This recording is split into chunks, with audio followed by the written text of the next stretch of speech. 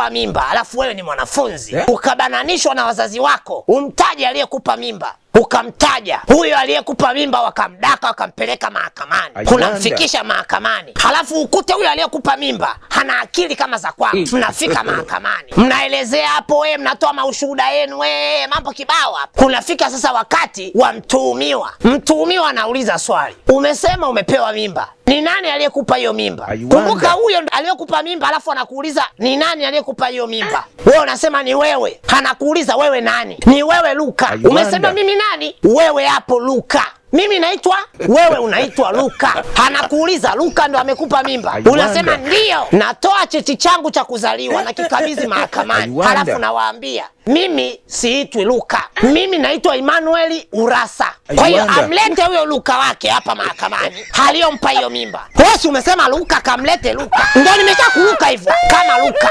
alivyokuruka baada ya wewe kuacha masomo na kurukaruka na wanaume ukadungwa. Unaanza kwa hiyo ulinidanganya. Ni lini tulikutana na ni wapi na saa ngapi nikakudanganya? Wewe unanijua mimi. Unaweza kuithibitishia mahakama?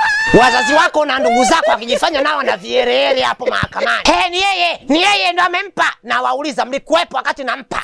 Na mimi na nyinyi tunajuana toka lini? Mimi nashangaa tu mmenidaka huko mimi na mambo yangu. Mimba ni ya huyu. Huyu ndo amenikatisha masomo yangu. Kama mimba ni ya kwangu, nipatie hiyo mimba basi. Halafu wewe nenda kaendelea na masomo yako. Si umesema uona mimba yangu mimi? Nipatie hiyo mimba, hiyo nipe mimi hapa. Halafu wewe nenda kaendelea na masomo yako. Na sitoishia hapo, nitauliza tena. Mnaweza kuithibitishia mahakama kwamba hiyo mimba ni ya kwangu? Hapo ni mpaka mtoto azaliwe ndio kesi iendelee, mkapime hizo DNA. Na kupima hiyo DNA ni gharama zenu. Nimekataa, hiyo sio mimba yangu. Halafu eti nikatoa hela eti ya kupima DNA. Mtatoa nyinyi. Unajijua mwanafunzi afu unajiingiza kwenye mapenzi. Kwani wasikudunge? Mnaanza kulaumu ndio ametokaje?